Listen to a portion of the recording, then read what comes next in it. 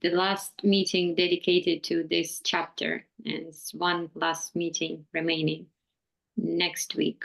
And we will talk about hopeless monstrosity of evolution. And just to remind you, what was the goal of this chapter? It was to show, again, think about Spielrein, that it's a matter of taste. How do you see things, as driven by destruction or life-driven?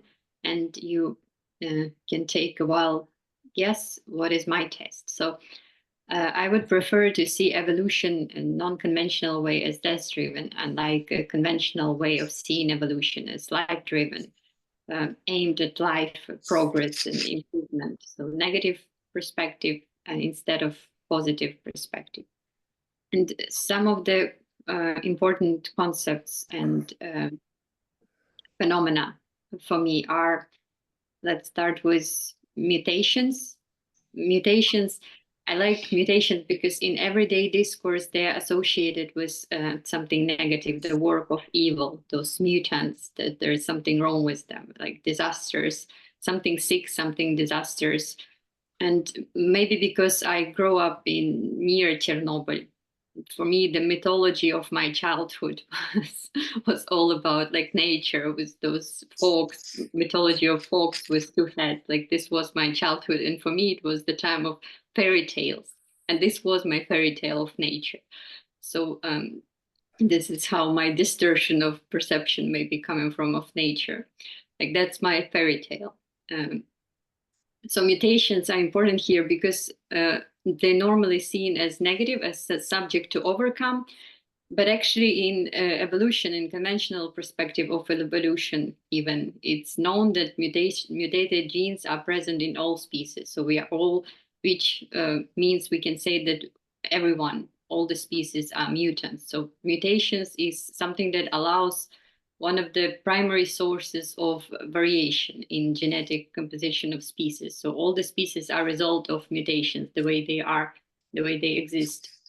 And conventional perspective of evolution, the Darwinian perspective, would use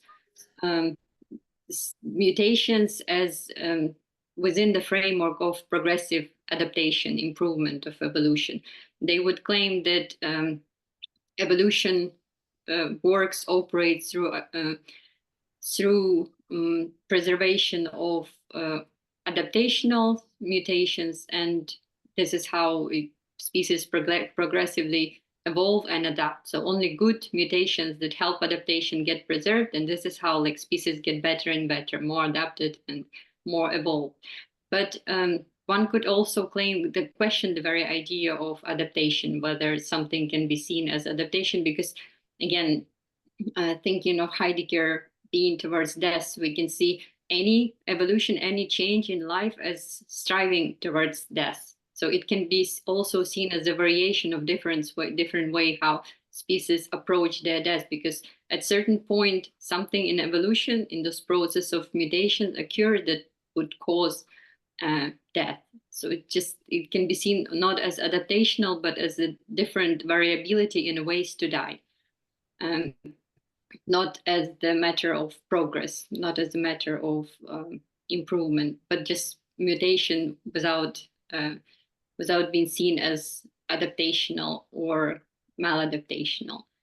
The other important concept, because it has the word monster in it, is Goldsmith's hopeful monster hypothesis, which I like, which so Goldsmith initially suggested that mutations should not only exist and within the level of within species, but there are macro mutations that are in charge for the fact that there are new species originate, because according to him, within species mutation, micro mutation are not enough for the new type of species to emerge, because they differ from each other. And therefore, what he called the hopeful monster would be severely mutated monster who would be most of the chance the severe mutation that would be later accountable for the creation, appearance of new species, but this mutation would be severe, so it would be most of the chance lethal.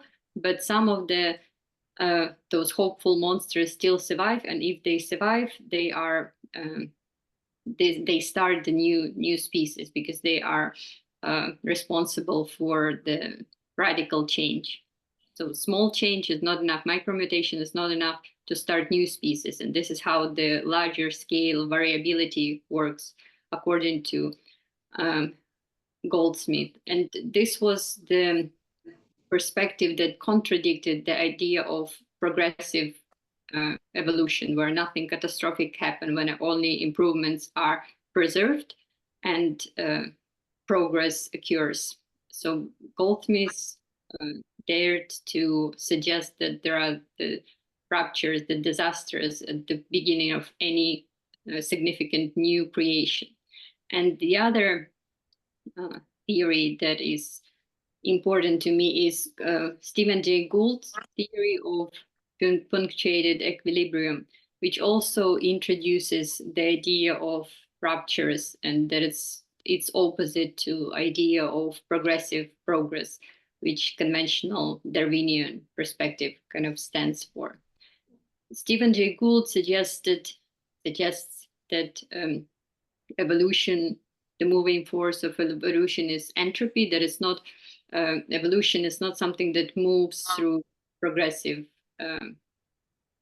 movement, but rather something gradual, but rather through those disruptive changes, through ruptures or some catastrophic events. So he introduces to evolution catastrophe. And, Darwin didn't work with the concept of catastrophe. He didn't account for catastrophes like ruptures.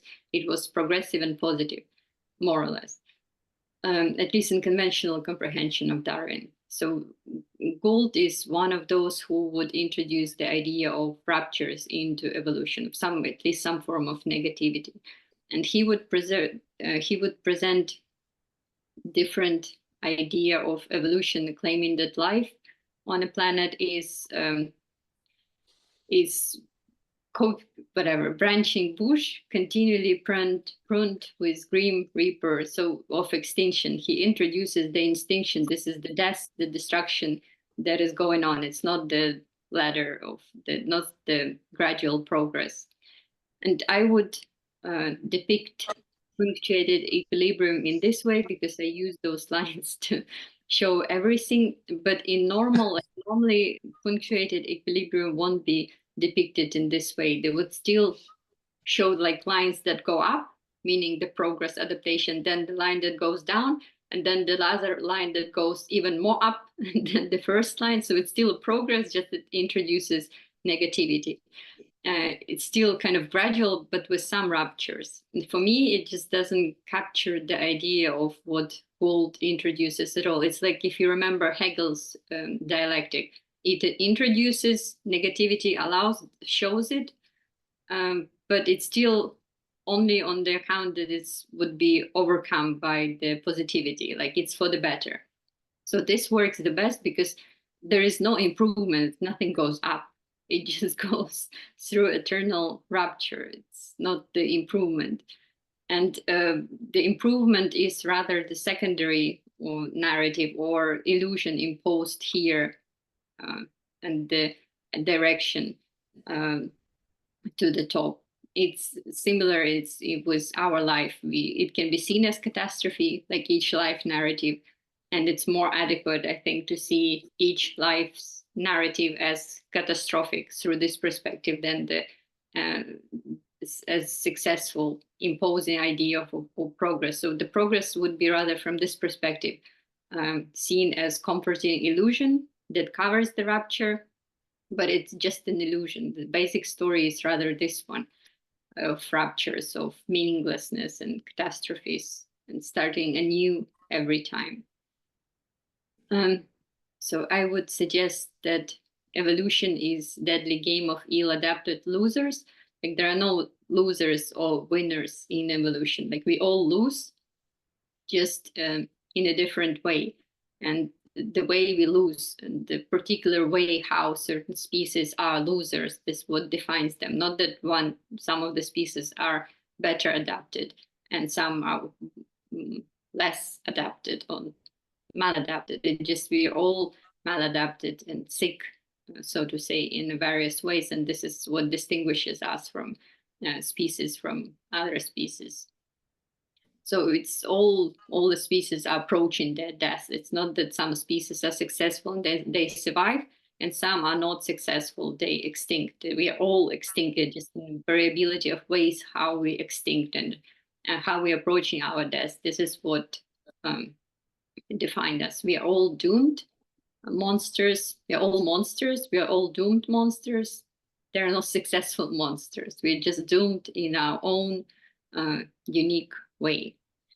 And word monsters is important to me. I think it works great to describe how evolution works, because etymology includes words such as monstrosity, and also wonder and charm, and also to make or to perform, like something about creation. And this is how the creation of evolution, probably a nice word to depict how creation of evolution works, through monstrosity, without ever overcoming this monstrosity. Like that's monstrosity all the way, without ever changing into the opposite of monstrosity.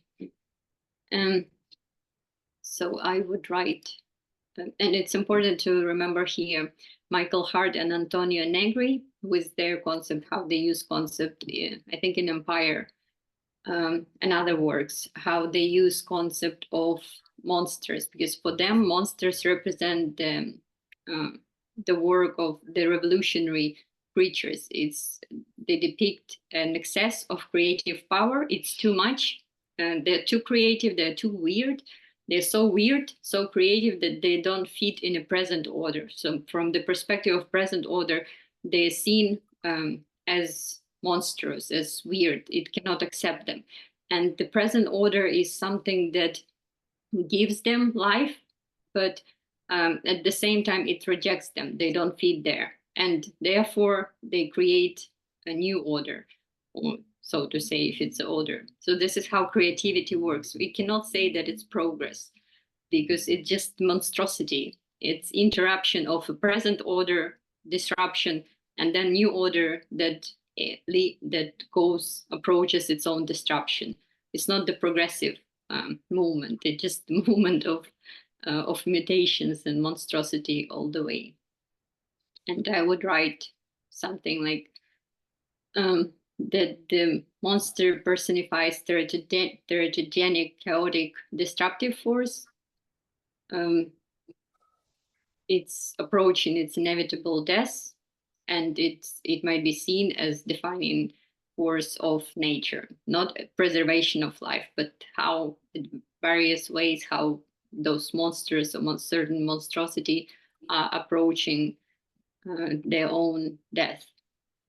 And another, apart from monsters, a type of monsters that are also important for me is the concept of chimera, which is, this is chimera, which is Greek word initially from Greek mythology, which stands for monsters, that comprises different parts of different animals, or would be generally used to personify destructive nature forces. And now in biology, they use it to, its biological term that is used to show the chimeric eclectic structure of genome. So it's not only mutation as it is known now, but also other phenomena. And one of them is chimeric structure of a genome is one of the main forces, the basic forces of variability, which also has to do with monsters, because chimera is initially definition of monsters, but it's even more monstrosity. It's not only mutation. It's other types of monstrosities that are responsible for evolution and that are operating in evolution. That includes the evolution of viruses, and Darwin didn't know about the viruses. And so all the creatures, it means the chimeric structure of genomes mean that all the creatures are eclectic. They're comprising a variety of different genomic structure. Our evolution includes the influence of viruses and bacteria. So we are partly virus, partly bacteria. It's even more. There's even more monstrousness in us than we knew before, and that would contradict the idea of the perfect prototype of species, or like perfect, healthy, harmonious type of natural species or human that existed before, and then later was deviated through the work of some kind of evil, either sin or virus, because now we still tend to perceive viruses the way they were initially perceived, as a harmful agent, something that is contagious and harmful, and like deviates the original, maybe pure state of the genome or something like it. And during the pandemics, we tend to perceive viruses that way. It's something dangerous we need to protect ourselves from. But we are partially viruses ourselves. Precisely, I really like this example of the retrovirus that is responsible for evolution of our placenta, because the definition of human being is the one who is given birth in particular way, and this particular way through the pigeon wolf's placenta. This is what is the result of the work of the virus. So, which means that we are partially virus and partially bacteria that participate the way humans look now, or the way Adam, the ideal humans that are depicted in the Bible, for example, like the image of the embodied image of God or something like this. It's not, it's already the way Adam is depicted, the way we are now, what we call humans, is the work of a virus, is the pathetic mutant. So I'm writing, I think, this conclusion that